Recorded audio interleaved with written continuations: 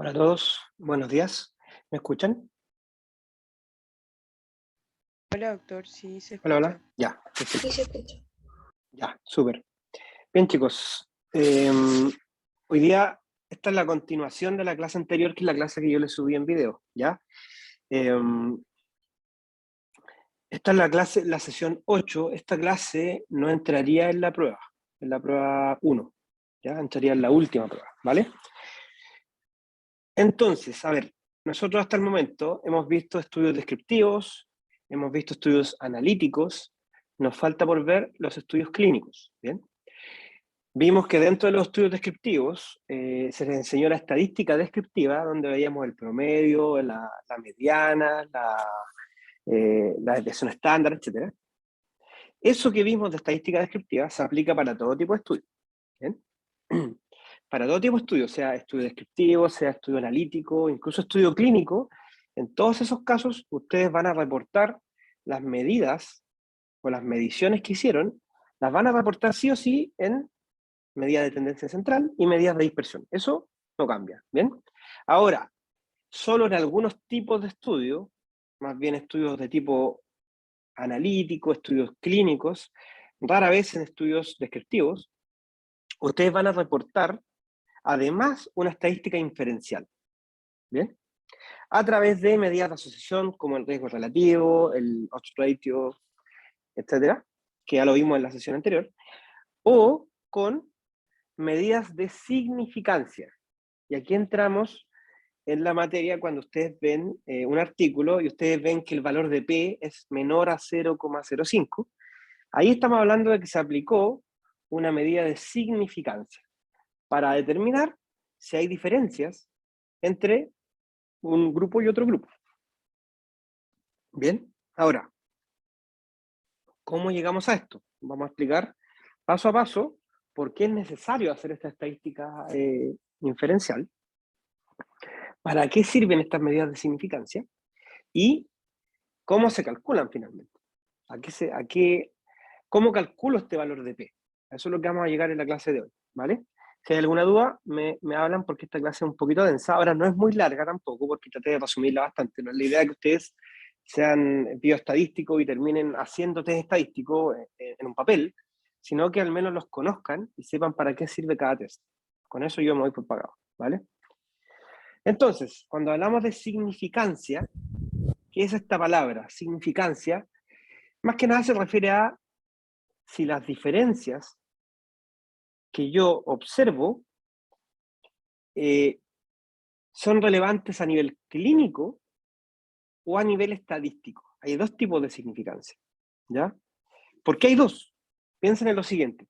¿Qué tal si yo les digo que si yo comparo dos sondas periodontales y estoy viendo su precisión, y una sonda respecto a la otra difiere en 0,1 milímetros y obtengo un valor de P menor a 0,05? Es decir, hay diferencias significativas entre las dos sondas, pero esas diferencias estadísticamente significativas. ¿Será relevante para un clínico una diferencia de 0,1 milímetros?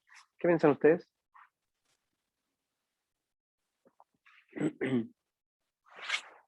Tal vez no es tan relevante, ¿ya? Es relevante estadísticamente, sí, pero clínicamente no mucho.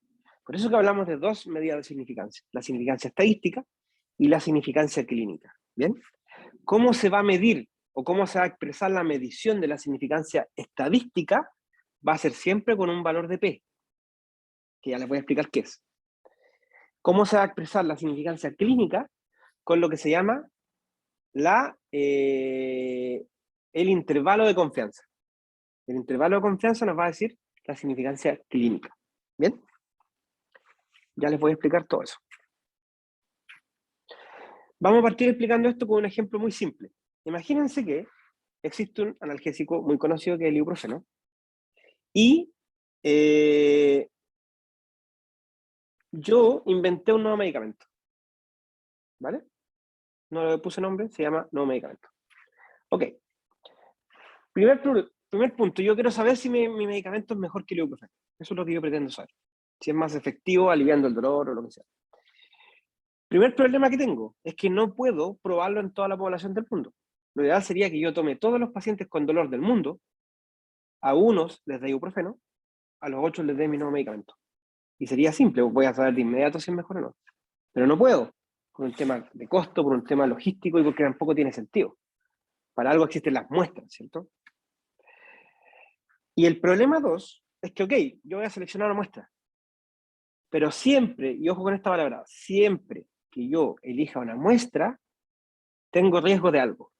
Y ese riesgo va a ser que hay una probabilidad de que el resultado o la diferencia que muestre el resultado sea por azar. Siempre. Siempre que use una muestra. Por mucho que mi muestra sea representativa, lo que sea. Siempre el azar va a existir. ¿Bien? Ok.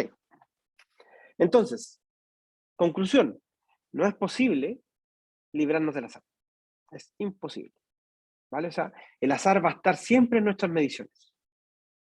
Pero ¿qué tenemos que hacer nosotros? No tenemos que evitarlo. Lo que tenemos que hacer es reducirlo con las técnicas que se les va a enseñar, pero también tenemos que medirlo. Tenemos que medir si la diferencia que yo estoy encontrando se debe al azar o no. ¿Vale? ¿Vamos bien hasta ahora? Me dicen, por favor, que esto necesito que lo entiendan. ¿Sí? ¿Se entiende? Ya. Entonces, dijimos que estamos obligados a usar muestras. Dijimos que inherente al uso de muestras está el azar.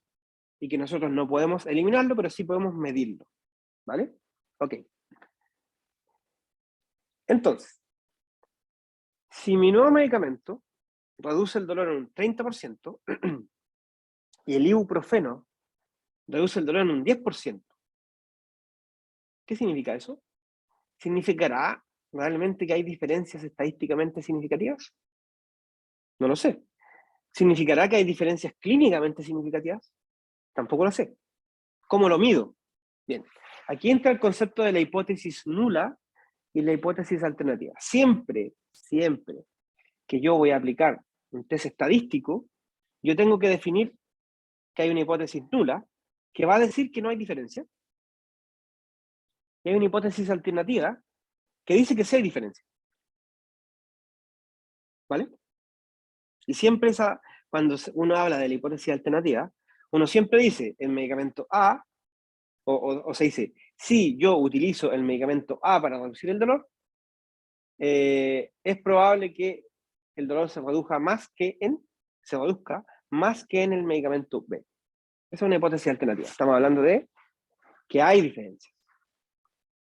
Ok, sigamos. Entonces, la hipótesis nula dice que ambos son iguales y la hipótesis alternativa dice que no son iguales, que hay uno que es superior al otro. ¿Vale? Entonces, ¿cómo sé realmente yo que esta diferencia no se debe al azar? Porque eso es lo que tengo que preguntarme. ¿Será por azar esa diferencia? ¿Qué tal si yo elegí 10 pacientes y resulta que dentro de esos 10, cuando yo elegí mi muestra, resulta que habían unos más graves que otros, y justo en el medicamento mío tocaron los pacientes menos graves? Entonces, el azar hizo que mi medicamento pareciera ser más efectivo de lo que es.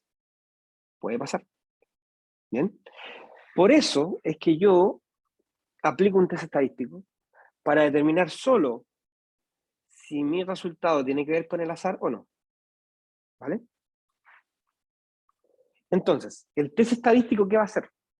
Nos va a permitir saber qué probabilidad existe de que el valor que hayamos obtenido haya sido por azar. Probabilidad. Probabilidad, ustedes saben que es un porcentaje. ¿Ya? Entonces, el test estadístico nos dice solo una cosa. Nos dice qué probabilidad existe de que este resultado sea por azar. Nada más que eso. Por eso hay que tener ojo cuando uno interpreta los test estadísticos. Porque, insisto, el test estadístico les da una respuesta.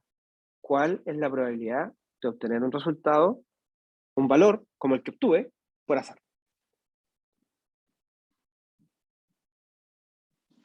Si la probabilidad es alta, o sea, la probabilidad de obtener un resultado como el que obtuve es alta, vamos a decir que el resultado fue por azar. Pero si la probabilidad es baja, vamos a decir que la diferencia posiblemente es real, o mejor dicho, probablemente es real, porque aquí hablamos siempre de probabilidades. No voy a decir es real, voy a decir probablemente es real la diferencia. ¿Vale? Esta probabilidad de la que yo les estoy hablando es el valor de P. Entonces, ¿qué es el valor de P? Pregunta clásica de prueba. ¿Qué es el valor de P? Es la probabilidad de obtener un resultado tal cual como el que yo obtuve por azar. ¿Vale? Ahora, se dice que si la probabilidad es menor a 5%, es suficientemente improbable que la diferencia sea por azar. Y de ahí viene el concepto de que el P debe ser menor a 0.05. ¿Qué estoy diciendo con un P menor a 0.05? Estoy diciendo que es suficientemente improbable que ese resultado lo haya obtenido como consecuencia del azar. Ahora alguien me puede decir, ¿y por qué 0.05? Es una convención. Se definió que de 5% hacia abajo, la diferencia es poco probable que sea por azar. Eso es una convención. No es algo que sea consecuencia de algo, de algún estudio, de algo, no. Es una convención. ¿Ya? ¿Cómo vamos hasta ahora? Solamente les definí valor de P.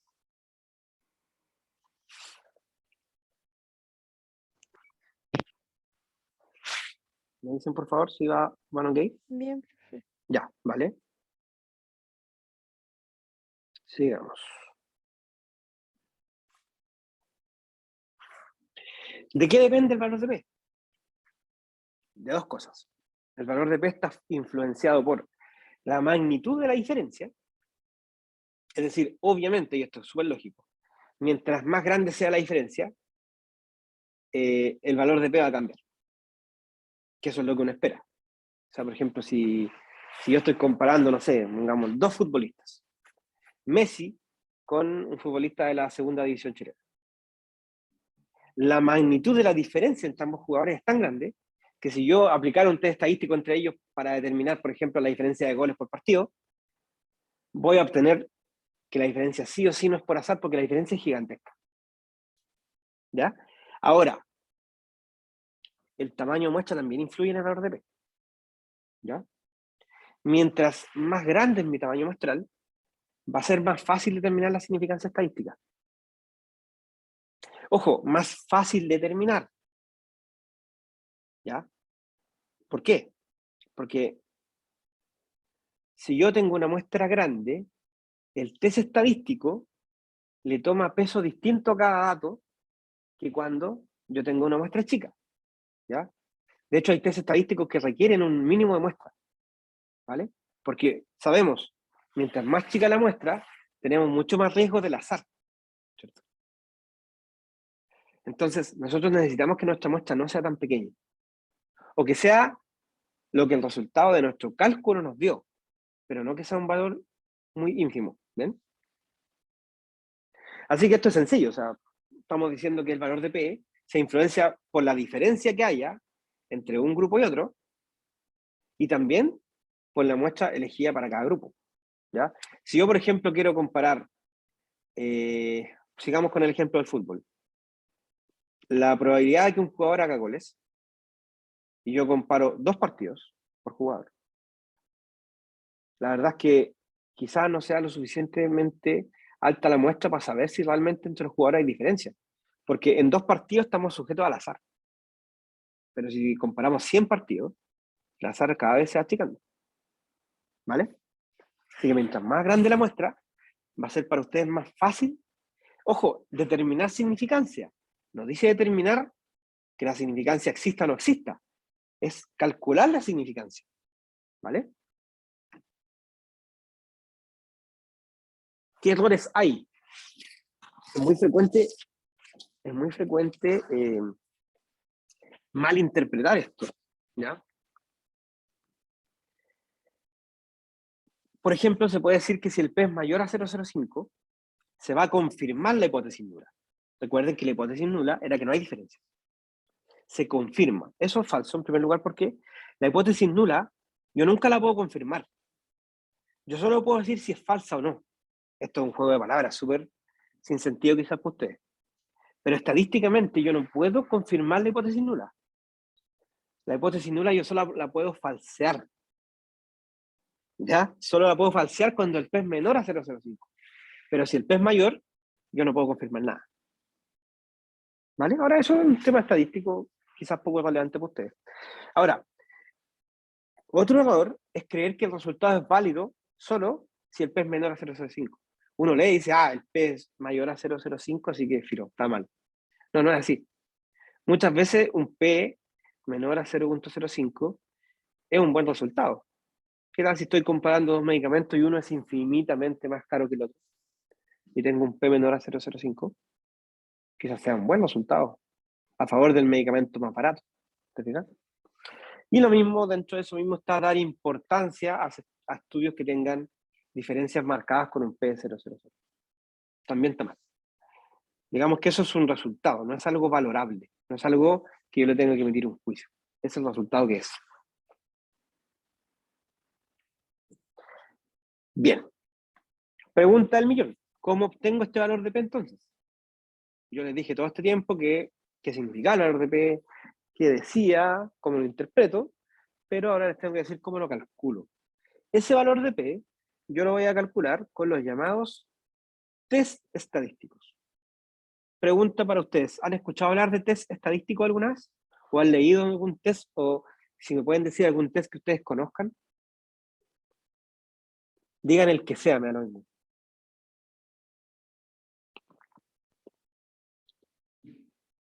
Quizás leí un paper y de repente les aparece un test.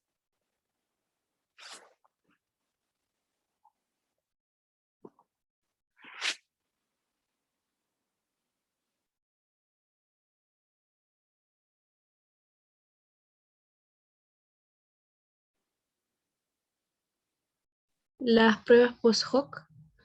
¿Ya? Claro, las pruebas La- post-hoc. Sí. Las pruebas post-hoc se hacen después de un test, pero es un tipo de test igual. ¿Bien? ¿Les suena el chi cuadrado? Creo que lo han leído alguna vez. Sí, profe. Algo lo han escuchado por ahí, ¿cierto? En la nebulosa ahí está el chi cuadrado por algún lado. Bien. Entonces, yo obtengo el valor de P mediante test estadísticos. Pero la elección del test depende de algo que yo les enseñé hace como 2 o 3 clases, que eran las variables. Cuando yo les dije que habían variables continuas, variables discretas, variables nominales, variables ordinales, eso que les enseñamos tiene un sentido. ¿Eso por qué se enseña igual? Porque el tipo de variable que yo tengo me va a influir en el tipo de test que yo tengo que elegir. Así que aquí van a estar obligados a saber muy bien cuál es su variable. ¿Por qué? ¿De qué depende la elección del test? Depende, por ejemplo, del tipo de variable. Si yo estoy midiendo números, como en las continuas o discretas, o estoy midiendo categorías, como las nominales y las ordinales. A ver, pregunta para ustedes a ver si se recuerdan. Si yo hago una encuesta presidencial, para saber qué candidato va primero, ¿esa es una variable nominal? O sea, ¿es una proporción o es una media? ¿Es nominal, es ordinal, es continua o es discreta? Media. Nominal. A ver, pónganse de acuerdo. ¿Cuál sería? ¿Media o nominal? A ver, yo cuando mido una encuesta presidencial, yo pregunto qué candidato elegiría. Entonces, los que responden van a elegir categorías, candidato A, candidato B, candidato C. ¿Y qué voy a obtener de cada categoría? Un porcentaje. ¿Qué es un porcentaje? Es una proporción. Entonces, como decía su compañera, vamos a usar proporción. ¿Por qué no medias? Porque medias yo lo utilizo para comparar números. Promedio de presión arterial, promedio de COPD, promedio de altura en centímetros. Ahí yo voy a usar las medias. ¿Bien? Número de grupos. ¿Qué estoy comparando? ¿2 grupos o 3 grupos? Si los grupos son independientes o no, eso se lo voy a explicar después. Y por último, si la distribución de los datos es normal o no es normal. Esto es algo que tampoco hemos visto, que se lo voy a explicar hoy día. ¿Ya? Así que, otra pregunta, ¿de qué depende el test a elegir? Estas 4 variables, estos 4 factores. ¿Vale? Bien, comencemos con la comparación de proporciones.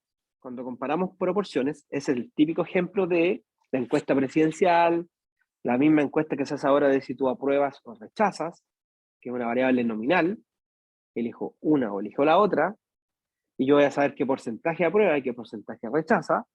Ahí yo tengo comparación de proporciones. Ahora, si mi muestra es inferior a 30, yo voy a usar el test exacto de Fisher. Si mi muestra es superior a 30, yo voy a usar el chi cuadrado.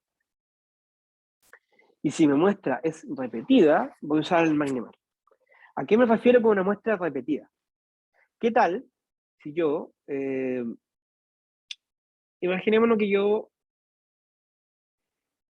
quiero saber la preferencia respecto al uso de, no sé lo que sea, zapatillas Nike o zapatillas Adidas? Quiero saber qué prefieren ustedes. Entonces yo primero les hago una encuesta y ustedes me responden. Luego de esa encuesta yo, por ejemplo, hago una charla y les explico técnicamente las diferencias entre cada una de las marcas. Y luego yo les hago otro test para saber qué prefieren ahora.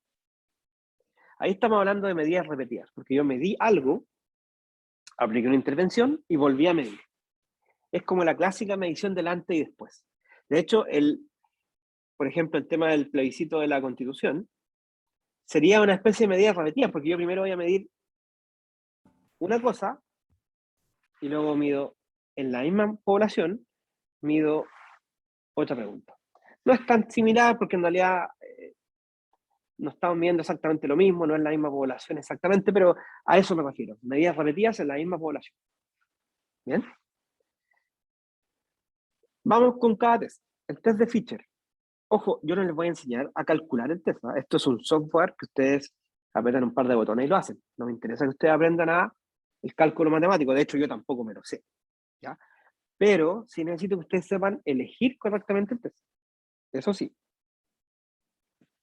Bien. Otro ejemplo. Quiero saber si hay diferencias entre el uso de iPhone o Android en hombres y mujeres. Y yo agarro una muestra de 20 personas.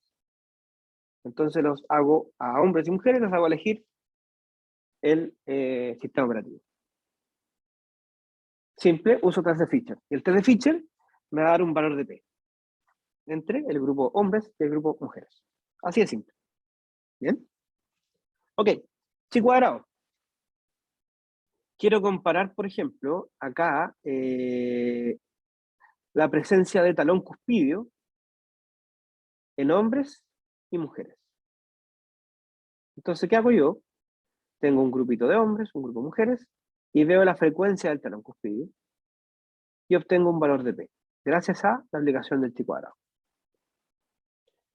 ¿Por qué lo hago acá con chi cuadrado y no con Fisher? Porque la muestra es superior a 30. Así de simple. ¿Vale? Y por último, Magnemar, yo les dije que era para comparar proporciones en grupos dependientes. Es decir, como en este ejemplo, se está probando la tasa de éxito del biodentín versus el formocresol. Entonces, se mide a los 3 meses, a los 6 meses, a los 12 meses. Ahí yo estoy haciendo medidas repetidas. Y yo quiero comparar si entre la medición de los 3 meses y los 6 meses hay diferencias. Esas son las medidas repetidas. ¿Bien? ¿Se entiende hasta ahora?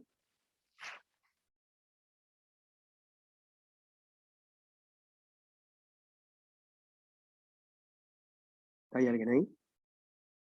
Sí, profe, sí se entiende. ¿Todo bien? Ya, Sí. ya, perfecto. Entonces, recapitulemos un poco. Estábamos comparando proporciones.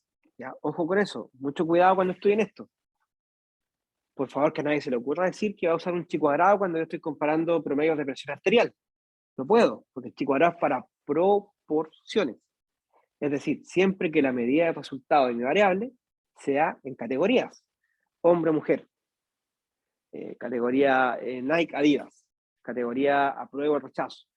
Categoría, no sé, dolor, no dolor. También. Por ejemplo, el dolor, tú lo puedes medir en proporciones y en media. Porque yo puedo preguntarle al paciente, ¿le duele o no le duele?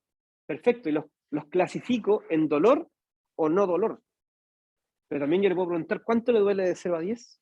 Y él me va a decir 5. Ah, ahí lo transformo a número. Por lo tanto, ahí ya no puedo usar chi cuadrado. Tengo que usar comparación de medias. ¿Bien? Así que, ojo con esto. Cuando estudien, si no entienden bien qué es una variable nominal o qué es una variable ordinal, vuelvan a la clase de estadística descriptiva o a la clase de estudios descriptivos. Y ahí se les enseñó cómo clasificar cada variable. Recuerden que yo les pregunté qué variable era el root, qué variable era una carita feliz de Instagram, qué variable era el teléfono, qué variable era el nombre. Por favor, cuando estudien mentalmente ejerciten eso, cosa que ustedes sepan así rápidamente qué variable estoy, en presencia de qué variable estoy, ¿ya? Bien, y ahora viene el otro, que es comparación de medias, ¿ya? Caso contrario al anterior, acá es números. Yo estoy comparando números. Pero cuando yo comparo números, lo primero que yo debo saber es si mis datos tienen distribución normal. Recuerden la primera clase de esta asignatura, donde yo les hablé de la normalidad. Y yo les dije que la normalidad es la tendencia a la media, o lo que le llamamos la mediocridad, dijimos. ¿Y qué es esto? Es que en general los individuos tienden a valores medios y los valores extremos siempre son menores que los valores medios. Si yo, por ejemplo, tomo un equipo de fútbol de nuevo y comparo la capacidad o el, no sé, de alguna forma mido el talento, no sé cómo, con alguna prueba, no sé, mido el talento. Es muy probable que la mayoría estén en la mitad en ese talento, la minoría tenga muy poco talento y la mayoría tengan, y la otra minoría en el otro extremo tenga poco talento, tenga mucho talento. Lo mismo en una prueba teórica. Es muy probable que ustedes, sus notas estén entre el 4 y el 5, muchas, unos pocos se escapen sobre el 6 y unos pocos queden bajo el 2. Eso es una distribución normal, ¿ya? Entonces, ¿cuándo hablamos de una distribución normal? Cuando se ajustan los datos a esta distribución, en que casi la mitad de los datos se ubica en el centro y un 25% se ubica en los valores extremos. ¿Ya? Entonces, ¿qué es la distribución? Es la forma en que los datos se agrupan en la naturaleza. Yo tomé un grupo aleatorio y me encuentro con esta distribución normal. Y se debería repetir siempre. Ahora, hay variables que quizás no tienen distribución normal. Por ejemplo, pregunta para ustedes. ¿La presión arterial tendrá distribución normal?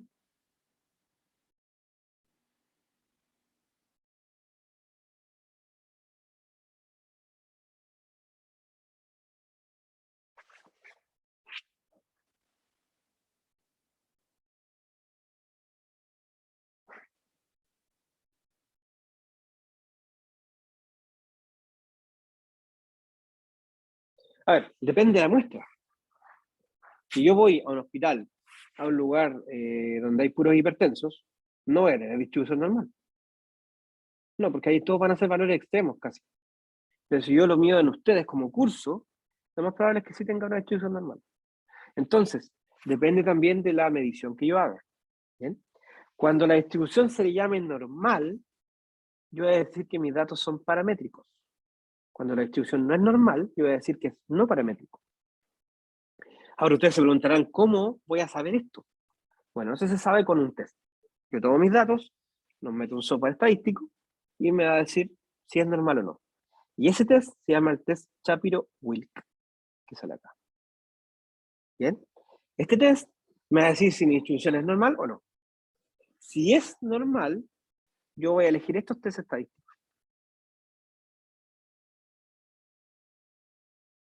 Si no es normal, yo voy a elegir estos test estadísticos. Ahora, según la cantidad de grupos que estoy comparando, voy a elegir uno o el otro. ¿Bien? Vamos ahora con eso. Test por test. Ah, bueno, faltó decir esto. Aquí Para determinar una distribución normal, yo voy a usar el Shapiro-Wilk si la muestra es menor a 50. Pero si es mayor a 50, yo voy a usar este otro, que se llama el test D'Agostino-Pearson Omnibus. Lindo nombre tiene. Estos tests están disponibles en los software estadísticos, ¿ya? No tienen que ustedes calcular nada con su papelito, ¿ya? Y van a expresar un valor de P. Si el P es menor a 0.05, nos va a decir que la distribución no es normal. Ojo con ese dato. P menor a 0.05 en estos tests, la distribución no es normal. Fíjense este ejemplo. Dice, el análisis siguió el protocolo, dice 5 diferencias fueron calculadas, ok, y aquí dice, la distribución fue no normal, como fue evaluado por un test de normalidad Shapiro-Wilk. A eso es lo que me refiero, ¿bien?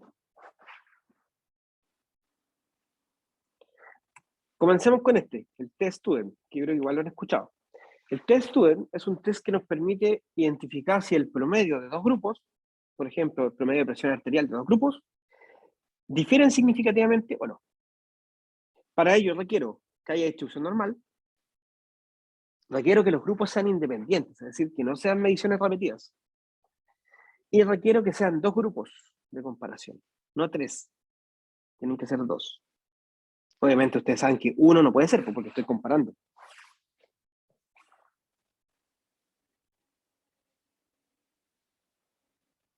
Bien, así que,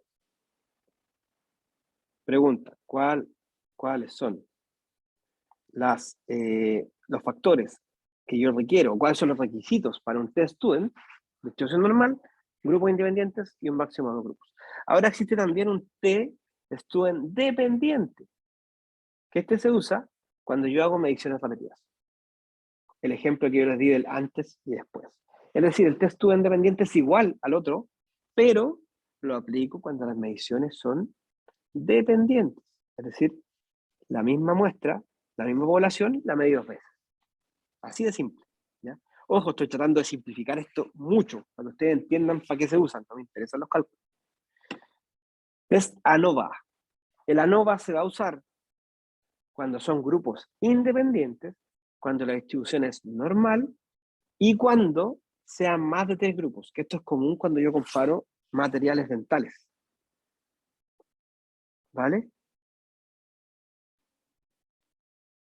Entonces, si yo comparo, no sé, tres materiales, son tres grupos. Por lo tanto, yo voy a usar el ANOVA. ¿Vale? Así de simple suena. Y acá viene lo que decía su compañera antes, que es el análisis post-hoc. Piensen lo siguiente.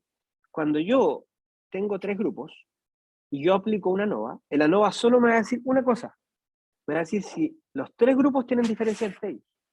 El problema es que yo necesito saber, más que la diferencia entre los tres, necesito saber la diferencia entre grupo 1, grupo 2, o grupo 2 y grupo 3, o grupo 1 y grupo 3. Para saber esas diferencias en subgrupos, yo voy a hacer el análisis post-hoc, que se hace después de la ANOVA. ¿Por qué yo no hago post-hoc en el análisis T? Porque son dos grupos. Voy a tener la comparación entre ambos sí o sí. Pero cuando yo aplico una ANOVA y tengo más grupos, voy a hacer un análisis post-hoc. Así que el análisis post-hoc es muy específico, es solo cuando aplico ANOVA. Bien. Pasamos ahora a los no paramétricos. Que ojo, son menos comunes. Uno siempre va a tender a usar los paramétricos. Primero, tenemos el test de Wilcoxon, que este es equivalente al test student dependiente, pero con la diferencia que acá la distribución es anormal. ¿Bien? Acá grupos dependientes, o sea, son mediciones repetidas. Fíjense, acá hay una medición en el control, después de la irrigación. O sea, son controles en las muestras similares. A diferencia del test Huffman-Whitney, que este test es equivalente al test student independiente. Acá yo tengo dos grupos, pero con grupos independientes, pero con distribución anormal. Cuando estudien esto, fíjense en estos cuadraditos. Eso tiene el requisito básico para cada tesis. Y por último tenemos el Kruskal-Wallis, que es cuando yo uso más de dos grupos. Cuando yo hablo de más de dos grupos, estoy hablando de 3, 4, 5, ¿vale? Es decir, este es equivalente a la ANOVA, pero con distribución anormal, ¿vale? Eso. Entonces, más que nada, cuando lo estudien, traten de entender esto. ¿Cuál uso cuando es anormal? ¿Cuál uso cuando es independiente? ¿Cuándo son más de 3 grupos? No me interesa que eso lo aprendan de memoria, pero sí yo voy a dar ejemplos. Voy a decir, tengo estas variables. ¿Qué test debería usar? Esa es la pregunta que yo hago siempre, ¿vale? Ojo con algo, una diferencia estadísticamente significativa puede ser no clínicamente significativa. El ejemplo que les di de la sonda periodontal. Por mucho que el P me diga un valor menor a 0.05, eso no significa que al clínico eso le importe. Entonces ahí tenemos un problema, porque a veces todo se basa en el valor de P, cuando en que nos deberíamos basar no es en el valor de P, sino que es en esto que viene ahora, que se llama el intervalo de confianza. ¿Vale? El intervalo de confianza, a diferencia de el valor de P, es un rango de valores. ¿Ya? Ojo, siempre se confunden entre el intervalo de confianza y la desviación estándar. Ustedes ya saben que la desviación estándar, nada que ver con esto, porque la desviación estándar es una tendencia, una medida de dispersión que analizamos en la clase de estadística descriptiva, que no tiene nada que ver con esto que es estadística inferencial. ¿Ya? Entonces, a ver, ¿qué pretendo yo? Yo necesito saber cuál es la verdad en el mundo. Por ejemplo, yo sé que, no sé, que el ketoprofeno es mejor que la aspirina para el dolor, por ejemplo. Ok, yo quiero descubrir la verdad. Quiero saber cuánto es mejor, ¿cierto? El valor de P es súper binario, porque me dice, ¿hay diferencias? No hay diferencias. Acá, yo tengo un rango de valores. Entonces, me dice que con un 95% de probabilidad, el valor de diferencia está en un rango X. ¿Ya? Les doy un ejemplo que una vez ya se los di. Yo con un nivel de confianza del 100% puedo decir que la edad de ustedes está entre 0 y 100 años. Y voy a tener una efectividad súper alta. Porque sí o sí di con esa verdad. La verdad es que ustedes tienen, no sé, 22, 24, entre 21 y 23 quizás, 24. Esa es la verdad. ¿Y yo acerté a la verdad? Sí, pero no fui preciso. Porque yo, para ser preciso, tengo que disminuir este nivel de confianza. ¿Y qué tal si yo ahora les digo que ustedes están entre 20 y 30? ¿Dije la verdad? Sí. ¿Fui más preciso? También. Entonces eso busca el intervalo de confianza. Con un nivel del 95, tratar de llegar a esa verdad. Y esa verdad siempre se expresa con un intervalo, con un rango. Veamos este ejemplo. Acá se comparaban, por ejemplo, hombres y mujeres. En la presencia de algo X. Da lo mismo lo que sea. Fíjense, el valor de P dice que la diferencia entre hombres y mujeres es 0.8. Yo diría entonces que no hay diferencia estadísticamente significativa. Pero también pone el intervalo de confianza. Y dice que el odds ratio, que es esto que está aquí, es 1.02, pero con un intervalo de confianza que va de 0.8 a 1.2. Y aquí un tip para ustedes. Siempre, siempre, siempre que ustedes vean un odds ratio o un riesgo relativo cuyo rango de intervalo de confianza contenga el 1 en su interior, yo voy a decir que no hay diferencias clínicamente significativas tampoco. ¿Por qué un 1? Porque recuerden que el odds ratio sobre 1 indica factor de riesgo bajo 1 indica factor protector. Y el 1 significa nada, significa que no hay ni protección ni riesgo. Entonces, si acá les dice que es 1.02, yo pensaría que tiende a ser riesgo.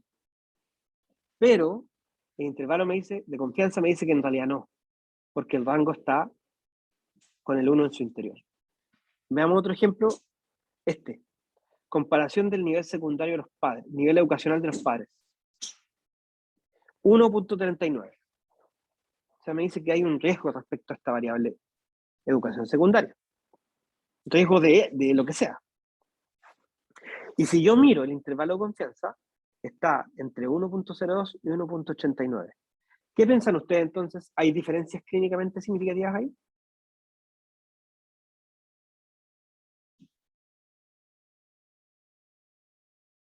El 1 Sí. está dentro. Claro, porque el 1 está fuera del rango. Si aquí dijera 0.89 a 1.89, yo te diría que no hay diferencia. ¿Ya? Entonces, ojo cuando lean el intervalo de confianza asociado a un odds o asociado a un riesgo relativo.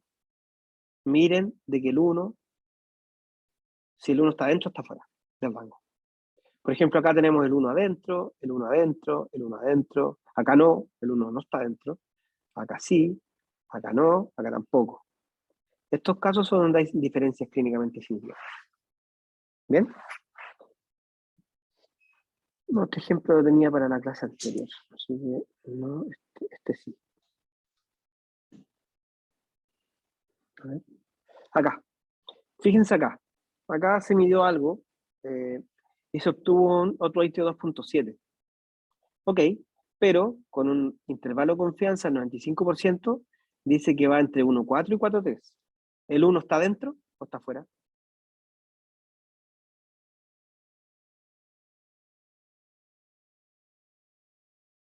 Está fuera, porque el 1 es menor a 1.4.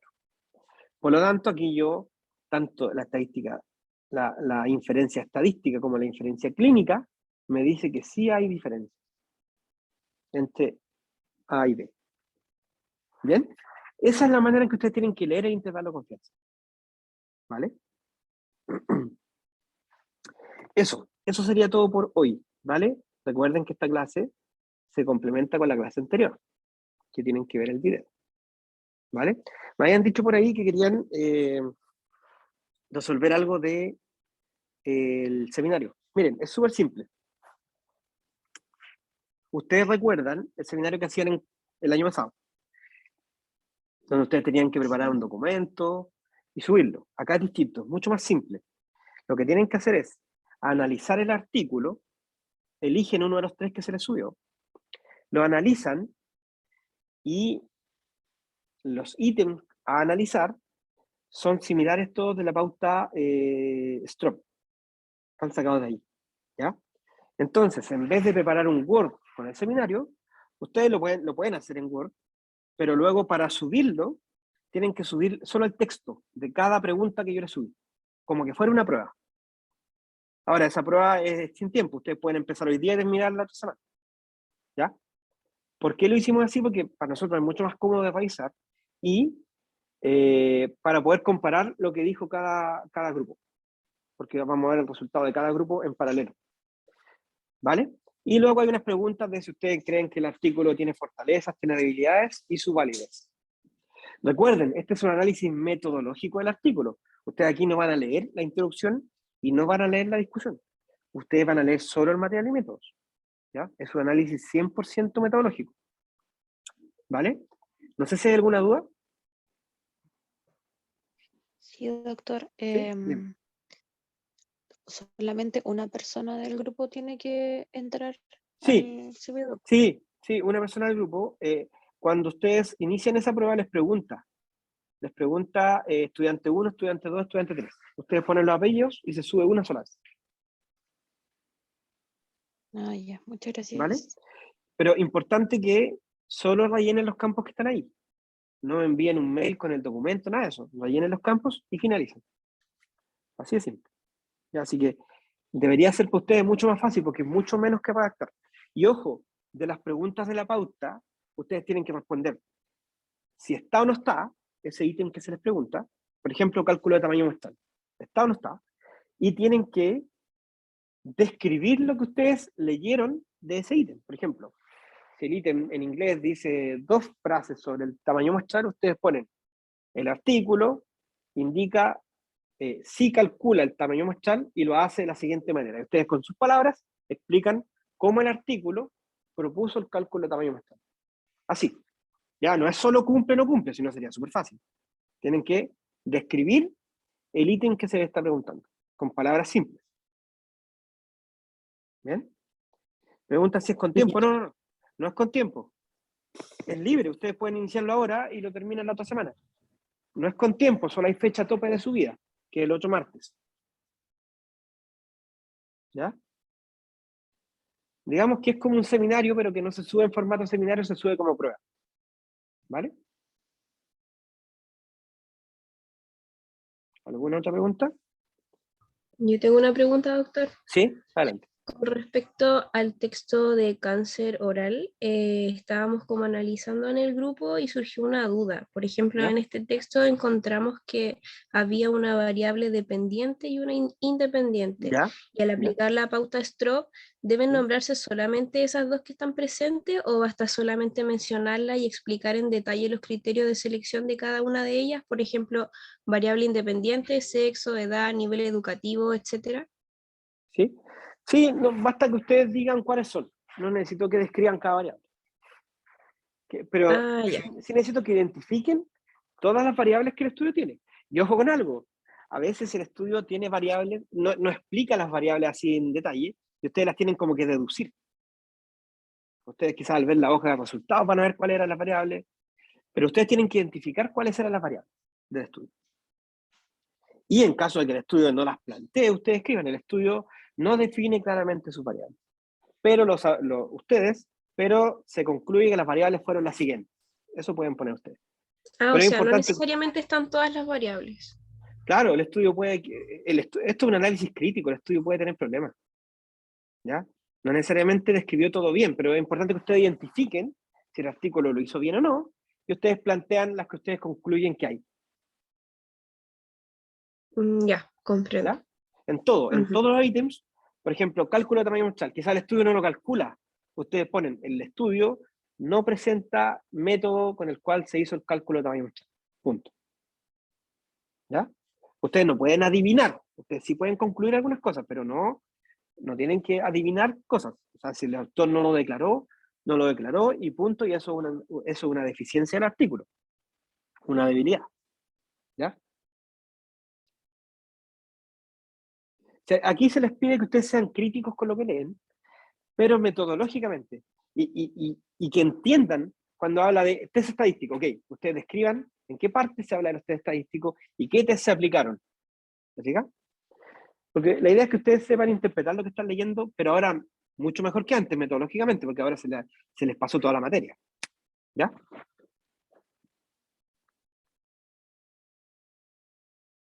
¿Alguna otra duda?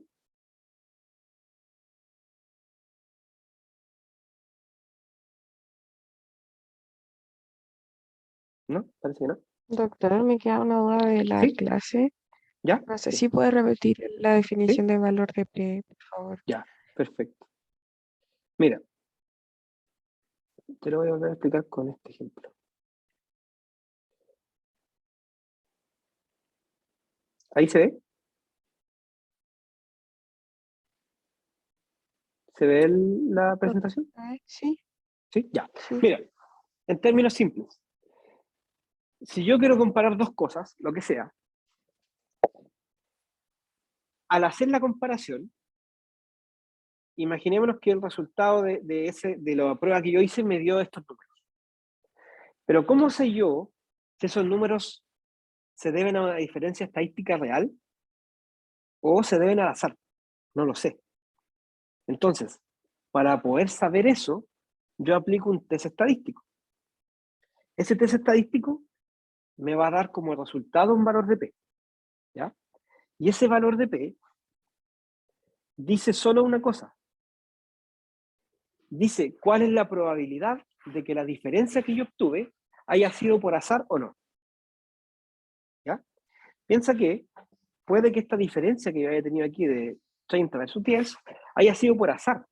Yo les dije que de repente, ¿qué tal si la muestra era tan pequeña que justo los pacientes menos enfermos tocaron el medicamento en el verde? Entonces, yo no sé realmente si esta diferencia es real o se debe al azar. El test me va a responder si esto es por azar o no. ¿Cómo va a responder el test? Con un valor de P.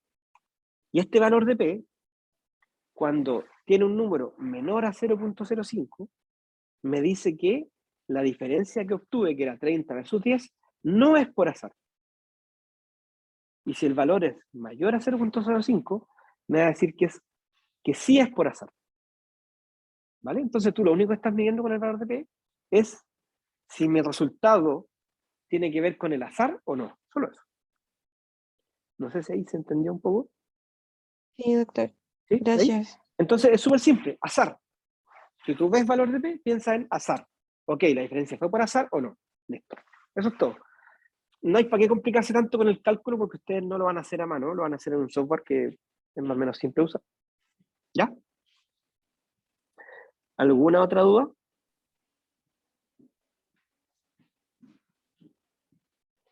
De todos modos, si tienen alguna duda, me pueden enviar un mail antes del seminario. Si hay alguna duda sobre el seminario, me escriben y yo los ayudo. Eso. En último caso, el próximo lunes. No, el próximo lunes. No es feriado. Bueno, ahí voy a ver qué tenemos el próximo lunes, pero creo que es otra clase. Pero no sé si es conmigo, ahí lo voy a ver. Doctor, ¿Sí? ¿la respuesta la sube un solo integrante del grupo?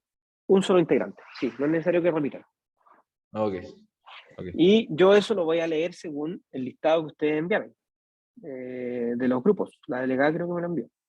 Ahí ella me envió los grupos. Así que obviamente, si ese listado no está actualizado, actualícenlo y me lo envían de nuevo. Pero yo al revisar, si veo que alguien no está, va a ser calificado con 1. Así que por favor, cumplan con eso. ¿Ya? O también puede pasar que alguien haya subido su trabajo y se le olvidó cargar a su compañero. Bueno, si eso pasa, me avisa. Me avisa para yo considerarlo. ¿Ya? Ya, chicos, estarían por hoy. Cualquier duda que tengan, me escriben. También cuando tengamos la prueba, si hay alguna duda sobre la clase que no pude hacer porque estaba enfermo en la clase anterior, también me pueden escribir un mail y yo los ayudo. ¿Vale? Ya pues, que tengan buen día. Doctor, Sí, dime. ¿paso por ahí el QR de asistencia? Lo que pasa es que a mí me dijeron inicialmente que este curso, como era online, no tenía QR y después me enteré que sí. Entonces, lo vi con dirección y me dijeron que ya por ahora lo dejemos sin QR, que yo reporto la lista a partir de la lista de participantes de Zoom. Así que eso hago. Ah, ya, perfecto. ¿Vale? Así que no se preocupen por Gracias. este curso. ¿Vale? Ya, chicos. Que estén muy bien. Quedamos en contacto. Chao, La clase doctor. la voy a subir. Chao, chao. Chao, doctor, gracias. Esté bien. Chao, chao. Chao, gracias.